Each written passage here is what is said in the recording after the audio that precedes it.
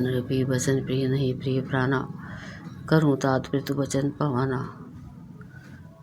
करूँ शीस धरी भूप रजाई, हाई तुम कहाँ सब भांति भलाई। राजा को वचन प्रिय थे, प्राण प्रिय नहीं थे, इसलिए तात पिता के वचनों का प्रमाण सत्य करो। राजा की आज्ञा सिर चढ़ाकर पालन करो, इसमें तुम्हारी सब तरह भलाई है। परशुराम पे तो आज्ञा राखी मारी, मातु लोग सब साखी। तने जा जाती ही जो बानु, दयाऊ पितु आज्ञा अग अजा सोना भयु। परशुराम जी ने पिता की आज्ञा रखी और माता को मार डाला। सब लोग इस बात के साक्षी हैं। राजा ये तीन पुत्र के पिता को अपने जवानी दे दी। पिता की आज्ञा पालन करने से उन्हें पाप और अपयश नहीं हुआ। दो अनुचित उचित विचारु तजी, जय पाली पितु बेन दे भाजन सुख सुजास के बसी अमरपति एन। जो अनुचित और उचित का विचार छोड़कर पिता के वचनों का पालन करते हैं, वे यहाँ सुख और सुयश के पात्र होकर अंत में इंद्रपुरी स्वर्ग में निवास करते हैं। अवश्य नरेश वचन पुर करूँ, पालू प्रजा शोको परिहरूँ। सूर पुर नृप पाही परितोषु, तुम कहो सुकृत सुजासु नहीं दोषु। राजा का वचन अवश्य सत्य करो, शोक त्याग दो और प्रजा का पालन करो। ऐसा करने से स्वर्ग में राजा तो संतोष पाएंगे और तुमको पुण्य और सुंदर यश मिलेगा, दोष नहीं लगेगा। भेद विदित संबंध सभी का, जही पितु देही सो पावी टीका। करूँ राजो परिहर हो, कल्याणी मन हो मोर वचन हित जाने।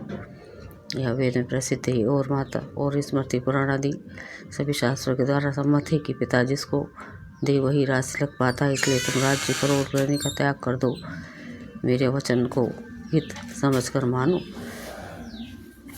सुनि सुख लहब राम वेद ही, अनुचित कहब ना पंडित के ही। कौशल्यादि सकल महतारी, तेऊ प्रजा सुख होई सुखारी। इस बात को सुनकर श्री रामचंद्र जी और जानकी जी सुख पाएंगे और कोई पंडित इसे अनुचित नहीं कहेगा। कौशल्या जी आदि तुम्हारी सब माताएं भी प्रजा के सुख से सुखी होंगी। परम तुम्हारा राम कर जाना ही, सो सब विधि तुम सन भल मान ही। सो पेहु राजू राम के आए, सेवा करो सने सुहाय। जो तुम्हारे और श्री रामचंद्र जी के श्रेष्ठ संबंध को जान लेगा, वो सभी प्रकार से तुमसे भला मानेगा। श्री रामचंद्र जी के लौट आने पर राज्य उन्हें शोभ देना और सुंदर स्नेह से उनकी सेवा करना। दोहा कीजिए गुरु आयुष आवसी, कहे सचिव कर जोरी। रघुपति आए उचित जस तस, तब करब बहोरी। मंत्री हाथ जोड़कर कह रहे हैं कि गुरु जी की आज्ञा का अवश्य पालन कीजिए।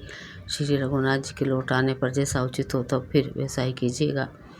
कौशल्या धरी दिशजु कहिए, पूत पत्ते गुर आयुष हिए। जो आधारिय करिया हित हानि मानी, तजिए विषादु काल गति जानी। कौशल्या जी भी धीरज धर कर कह रही है कि पुत्र गुरु जी की आज्ञा पथ्य रूप है, उसका आदर करना चाहिए और हित मानकर उसका पालन करना चाहिए।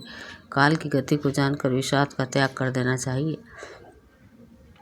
बन रघुपति सूर पुर नर नाहु, तुम ही भांति तात कद रहूं। परिजन प्रजा सचिव सब अम्बा, तुम ही सुत सब कहाँ उलम्बा।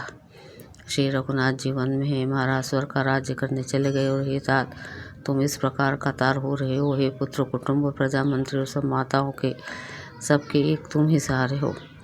लखी विधि माम कालू कठिनाई, धीर्ज धरो मातो बलि जाई। सिर धरी गुर आयुसु अनु सरो, प्रजा पाली परिजन दुख हरो। विधाता को प्रतिकूल और काल के कठोर देखकर धीरज धरो। माता तुम्हारी बलिहारी जाती है। गुरु की आज्ञा को सिर चढ़ाकर उसी के अनुसार कार्य करो और प्रजा का पालन कर कुटुंबियों को का दुख रहो। गुरु के वचन वचन सचिव अभिनंदनु, सुने भरत हिये हित जनु चंदनु। सुनी बहुरी मातु मृदुमानी, शील सने सरल रस जाने। भरत जी के गुरु के वचन और मंत्रियों के अभिवादन अनुमोदन को सुनो, जो उनके हृदय के लिए मानव चंदन के समान शीतल थे। फिर उन्होंने शील स्नेह और सरलता के रस में सनी हुई माता कौशल्या की कोमल वाणी सुनी। चंद सानी सरल रस माथु बानी, सुंदी भरतु व्याकुल भय लोचन सरु। रुह सरुस्रवत सींचत बिरह, पुर अंकुर नय। सोदासा देखत समय ते ही बिसरी, सब ही सुधि देह की। तुलसी सराहत सकल सादर, सीम सहज सने की।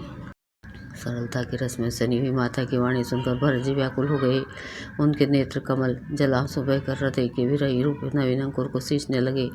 नेत्रों के अश्रुओं से उनके वियोग दुख को बहुत ही बढ़कर अत्यंत व्याकुल कर दिया। उनकी यह दशा देखकर उस समय सबको अपने शरीर की सुध भूल गई। तुलसीदास जी कहते हैं, स्वाभाविक प्रेम की सीमा श्री भरत जी की सब लोग आदरपूर्वक सराहना करने लगे। सोटा भरु तू कमल कर जोरी धीर धुरंधर धीर दही बचन आमिया जनु बोरी दे तुचित उत्तर सबही।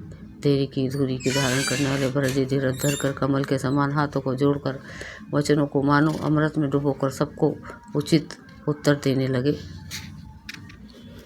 मासापरायण 18वां विश्राम। मोहि उपदेशो दिनो गुरुनी का प्रजा सचिव संबंध सभी का मातो उचित धरी आय सुदिन नाव से शीश धरी छाऊँ किन्ना। गुरु जी ने मुझे सुंदर उपदेश दिया, फिर प्रजा मंत्री और सभी को यह सम्मत है।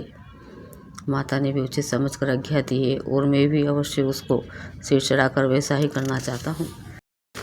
गुरु पितु मातो स्वामी हितबानी सुनी मन उदित करिया भली जानी उचित के अनुचित किए विचारू धर्मो जाई सिर पातक भारू। क्योंकि गुरु पिता माता और स्वामी सहोदर मित्र की वाणी सुनकर प्रसन्न मन से उन्हें अच्छी समझकर करना मानना चाहिए। उचित अनुचित का विचार करने से धर्म जाता है और सिर पर भार का पाप चढ़ता है। तुम तो देहु सरल सिख सोई जो अचरत मोर भल होई यद्यपि यह समुझत हाई नी के तद्भी हो तो परितोषु ना जी के। आप तो मुझे वही सरल शिक्षा दे रहे हैं जिसके आचरण करने में मेरा भला हो। यद्यपि मैं इस बात को भली भांति समझता हूँ तथापि मेरे हृदय को संतोष नहीं होता। अब तुम विनय मोरी सुनी लेहु मोहि अनुहरत सिखावनु देहु उतरु देहु च मब अपराधु दुखित दोष गुणगान ही न साधु। आप लोग मेरी विनती सुन लीजिए और मेरी योग्यता के अनुसार मुझे शिक्षा दीजिए। मैं उत्तर दे रहा हूँ, या अपराध क्षमा कीजिए। साधु पुरुष दुखी मनुष्य के दोष गुणों को नहीं गिनते। दो अपितु सुर पुरुष ये रामो बन करन कहूँ मोह राजू ही ते जानू मोर हित के आपन बड़ा काजू। पिताजी स्वर्ग में सीताराम जीवन में और मुझे आप राज्य करने के लिए कह रहे हैं। इसमें आप मेरा कल्याण समझते हैं या अपना कोई बड़ा काम होने की आशा रखते हैं। हित हमार सेवापति सेवा कई सो हरि लेना मातो कुटलाई में अनुमानी दिख मन माही आन उपाय मोर हित नाही। मेरा कल्याण तो सीतापति श्री राम जी की चाकरी में है, सो उसे माता की कुटिलता ने छीन लिया। मैंने अपने मन में अनुमान करके देख लिया है कि दूसरे किसी उपाय से मेरा कल्याण नहीं है। सुख समाजु राजू के नीले के लाखन राम सिए बिनु पद दे के बादी बसन बिनु भूषण भारू बादी विरति बिनु ब्रह्म विचारू। यह अशोक का समुदाय राज्य लक्ष्मण श्री रामचंद्र जी और सीता जी के चरणों को देखे बिना किस गिनती में है, इसका क्या मूल्य है। जैसे कपड़ों के बिना गहनों का बोझ व्यर्थ है, वैरागी के बिना ब्रह्म विचार व्यर्थ है। सरोज शरीर बादी बहु भोगा बिनु हरि भक्ति जाए जब जोगा जाए जीव बिनु देह सुहाई बादी मोर सबू बिनु रघुराई। रोगी शरीर के लिए नाना प्रकार के भोग व्यर्थ है। श्री हरि की भक्ति के बिना जप और योग व्यर्थ है। जीव के बिना सुंदर देह व्यर्थ है। वैसे ही श्री रघुनाथ जी के बिना मेरा सब कुछ व्यर्थ है। जाऊँ राम पाही आयुष देहूँ एक आँख मोर हित हूँ मोहिन रब करी भला पंचाहूँ सो तने जड़ता बस कहूँ।